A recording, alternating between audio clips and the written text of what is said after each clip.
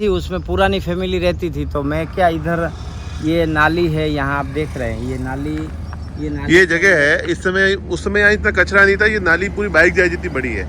उस समय रोड भी नहीं हुआ करता था, बैलगाड़ी की बाईपास बाद में। ये वो हो गया है, बाकी अंदर बहुत बड़ा है, अंदर बहुत बड़ा है। हाँ। इसके अंदर बाइक जा सकती है, खटिया रह सकती है, इतना बड़ा खटियारे से इतना बड़ा नाला है। अभी तो क्या कचरे के कारण पूरा हो भर गया है। दिया है कचरे वालों। ये दिखाने का हमारा मकसद ये नहीं है कि रमेश भाई ने कितनी कठिनाई।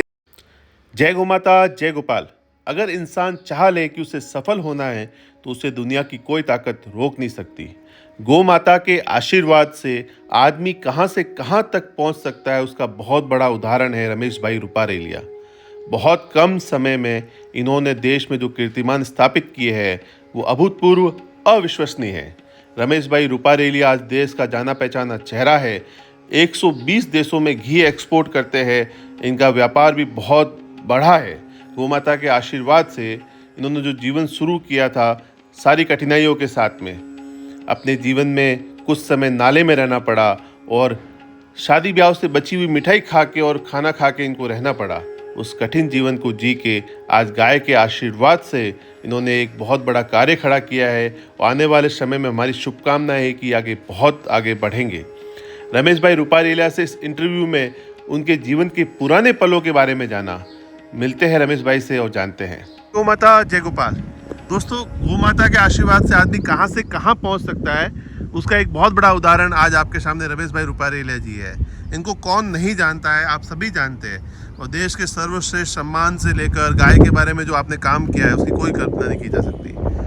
आज से 20 वर्ष पूर्व रमेश भाई कैसा जीवन जीते थे और गाय के कारण आज कैसा जीवन है, इसके बारे में हम बात करते हैं। रमेश भाई जी, आप 20 साल पहले यहाँ रहा करते थे इस जगह पे। जी जी, ये उस 2006 में मैं यहाँ, ये खेत है ना अपने जैन परिवार का, एक पारिवारिक मित्रता के कारण हमने रेंट पे रखा था। हाँ।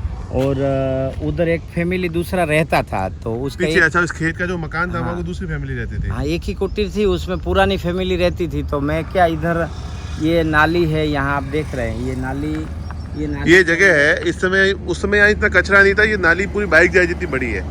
उस समय रोड भी नहीं हुआ करता था, बैलगाड़ी की बाईपास बाद में बना है। बैलगाड़ी से पार जा सकते थे। इस नाले के अंदर पानी नहीं आता था। ये बिल्कुल, वैसा यहाँ है कभी उसमें। पानी आता ही नहीं। ये हाँ। ऊंची जमीन में है और ये मतलब ये गलती से बना दिया है इंजीनियरों ने, ऐसा कैसे। हाँ, गलती से बन गया। इसके अंदर रमेश भाई उस समय रहते थे और यही भोजन सारी चीजें ये यही बहुत थे। बड़ा है इसके अंदर, और ये अभी क्या कचरे से भर गया है ना, हाँ। इसीलिए वो हो गया है। बाकी अंदर बहुत बड़ा है। अंदर बहुत बड़ा है। हाँ। इसके अंदर बाइक जा सकती है, खटिया रह सकती है, इतना बड़ा खटियारे से इतना बड़ा नाला है। अभी तो क्या कचरे के कारण पूरा हो भर गया है। दिया है कचरे वालों ने। ये दिखाने का हमारा मकसद ये नहीं है कि रमेश भाई ने कितनी कठिनाई झेली, हर आदमी जीवन में झेलता होगा, पर इतनी ज़्यादा नहीं। मेन मकसद है कि गौ माता के आशीर्वाद से आज कहाँ से कहाँ पहुँच गए, वो आपको बताना था दोस्तों। यही जो मेरे जीवन में ज्ञान है वो भी गाय गौ माता की देन है। मेरे जीवन में जो सम्मान जो मिला, कीर्ति मिली, देश विदेश से लोग मानते जानते हैं, वो भी गौ माता के कारण है। और आज हमारे पास ज़्यादा इतने धन संपत्ति तो नहीं है, पर 250 का गोधन है, वो भी गौ माता के कारण है। और समझ लीजिए 10 बीघा के 15 बीघा की ज़मीन है हमारे पास, वो भी गौ माता के कारण है। हमारे पास जितने बाइक, गाड़ी, ट्रैक्टर, जो भी संसाधन है वो सब गौ माता के कारण है। तो जो भी हमारे पास संपत्ति है वो गौ माता के कारण ही है। बाकी हम तो ऐसे लो लेवल के लेबर काम करते थे कि जिसको दिन में कोई 10 रुपया भी नहीं दे सका। उस समय भी आप गाय रखते थे? उस समय भी हमारे पास 1 गाय 2 बैल। 1 गाय 2 बैल उस समय भी। और यहाँ रहते हुए इन कठिनाइयों के अंदर भी गाय रखी है। हाँ, गाय को फिर भोजन की व्यवस्था के बारे में कैसे करते थे? भोजन में जैसे ये आप दिख रहे हैं ना, यहाँ उस समय कोई मकान नहीं था, ये यहाँ खाली था, ये पुल वुल कुछ नहीं था, पूरा खाली था। तो यहाँ एक झुप्पड़पट्टी की बहुत बड़ी लाइन थी, वो काफ़ी लोगों ने देखी होगी। आज भी यहाँ आसपास के लोग मुझे जानते हैं। तो झुप्पड़पट्टी वाले को क्या, मैं दूध निकल के चाय वगैरह बनाता ना, तो उसमें 2-3 ऐसे दोस्त बन गए। सबको बांटने का भाव पहले भी था। चाय अकेले नहीं पीते, अकेला रहता, कोई बोलने वाला भी था नहीं। तो मैं उनको बुला के चाय पिलाता। तो वो लोग क्या, जब भी गांव में शादियों में मिठाई वगैरह चुनने जाते हैं तो अच्छी अच्छी चीज़ें आती है ना, कई बार अच्छी मिठाई, अच्छी रोटी, अच्छे भजिए, तो साफ सुफ करके और ज़बरदस्ती डब्बा भर के दे जाते थे। रमेश भाई सुपर लाया हूँ, एक देता रखते थे। सुपर लाया हो। तो उसको भी हम खा लेते थे, क्योंकि अकेले रहते थे, रसोई करने का टाइम नहीं रहता, गायों को, बैलों को उसका चारा काटने का उतना टाइम नहीं रहता, तो हम खा लेते थे। कोई उसमें खुशी होती है हमें उस बात खुशी। को लेकर के। तो गौ माता कहाँ से कहाँ ले गई, ये चीजें कैसे संभव हो पाई? ये हम सोच भी नहीं सकते। कुछ चीजें ऐसी है दुनिया को दिख रही है, कुछ चीजें ऐसी है कि जो दुनिया को नहीं दिख रही है, वो हम दुनिया को बता भी नहीं सकते शब्दों से। गौ माता जो मान सम्मान कीर्ति धन वैभव आरोग्य, आज देखिए ना 15 हमारे 9 लोगों का परिवार है, उसमें 20-20 साल के बच्चे भी है, हम है, पिताजी है।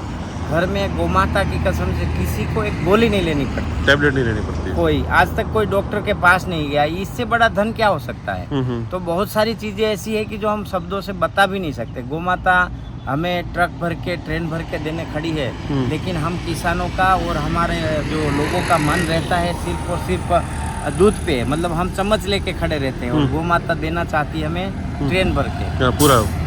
तो मतलब इस कठिन जीवन को जी के आप जहाँ तक पहुँचे उसके लिए सब गौ माता का आशीर्वाद पे दुनिया बना का रहे। कोई देश ऐसा नहीं है कि जिसमें आपको कोई मुश्किल हो और हमें 2 घंटे का टाइम दे के आप, रियल बात होनी चाहिए, आप बात करो कि हमारे बेटे की यहाँ व्यवस्था नहीं बन रही है, तो हमारी दुनिया के किसी भी देश में 2 घंटे में हम 2-5 लोगों की व्यवस्था कर सकते हैं सिर्फ फोन से।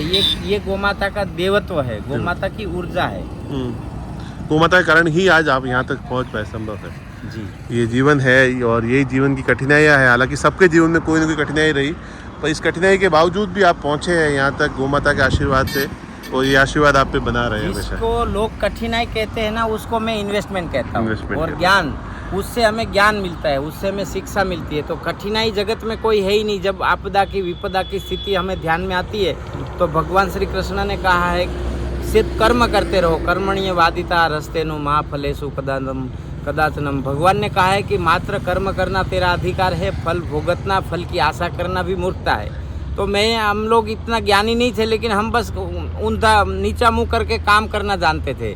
परंतु वही चीज़ है कि जब गौ माता के अंदर मनुष्य समर्पण का भाव पैदा कर ले, एक ऐसी मानसिकता बना ले, चाहे वो आयुर्वेद का व्यक्ति हो, चाहे वो कृषि का व्यक्ति हो, चाहे वो आध्यात्मिक व्यक्ति हो, तो सभी जगत में, पूरा जगत में पूर्ण रूप से गौ माता ही सर्वस्व है और उससे बहुत सारे लाभ मिल सकते हैं जो मनुष्य एक जन्म में तो क्या हजारों जन्म में भी पा नहीं सकते, इतने लाभ मिल सकते हैं। ये स्टडी और ये पढ़ने का शौक और ये गाय के बारे में इतना जानना कैसे, कब किया ये सब? ये ऐसा कहेंगे तो मैंने कोई इसके बारे में स्पेशल स्टडी नहीं किया है, लेकिन जैसे जैसे इच्छाएं होती गई, अंदर से स्फूर्णाएं होती गई, ज़रूरतें बनती गई। जैसे हमने एक 22 साल बुढ़ा नंदी लिया अर्जुन, वो सर्विस नहीं दे रहा था, फिर हमने उसको आयुर्वेद के किताबें से नुस्खे निकालने चालू किए, तो उससे उसको औषध वगैरह खिला के 26-25 साल की आयु में नंदी को सर्विस देने के काबिल बन गया।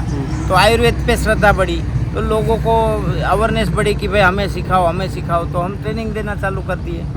तो रमेश भाई को सब गुरुजी कहते हैं, तो रमेश भाई के गुरु कौन है? गाय, सिर्फ गाय? हाँ, हमारा गाय, गुरु भी गाय, इष्ट देव भी गाय, कर्म देवता भी गाय, कर्म संगाती भी गाय, हमारे मार्गदर्शक भी गाय के सिवा कुछ है ही नहीं। सब गौ माता है जी। इस कठिन जीवन से यहाँ से निकल कर आज इतना बड़ा आज आपने सेटअप किया है, आगे 100 बीघे का आपका यूनिवर्सिटी बनाने का विचार है, वो सारे विचार सफल हो गौ माता के आशीर्वाद से। ये गाय आशीर्वाद मनुष्य को वो दे सकती है जो इस लोक में मनुष्य कल्पना भी नहीं कर सकता। यदि मनुष्य प्राणी मात्र किसान गाय के साथ जुड़ के समर्पण के भाव से काम करे तो गाय ये तो भूलोक की सिद्धियां है, इस लोक की तो दे सकती है, लेकिन परलोक की सिद्धियां भी दे सकती है। इतना गाय के अंदर सामर्थ्य है, लेकिन हम मांगते चम्मच लेके है, कटोरा लेके। गाय देना चाहती है ट्रेन भर भर के। तो हमारी सामर्थ्यता हमें महसूस होनी चाहिए कि हम क्या करना चाहते हैं।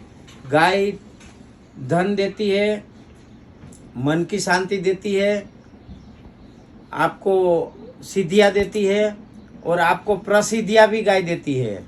तो गाय को पाले, गाय के साथ कृषि करे, गाय के साथ सात्विकता से आयुर्वेद करे और गाय के साथ आध्यात्मिकता से काम करे। वंदे गो मातरम, भारत माता।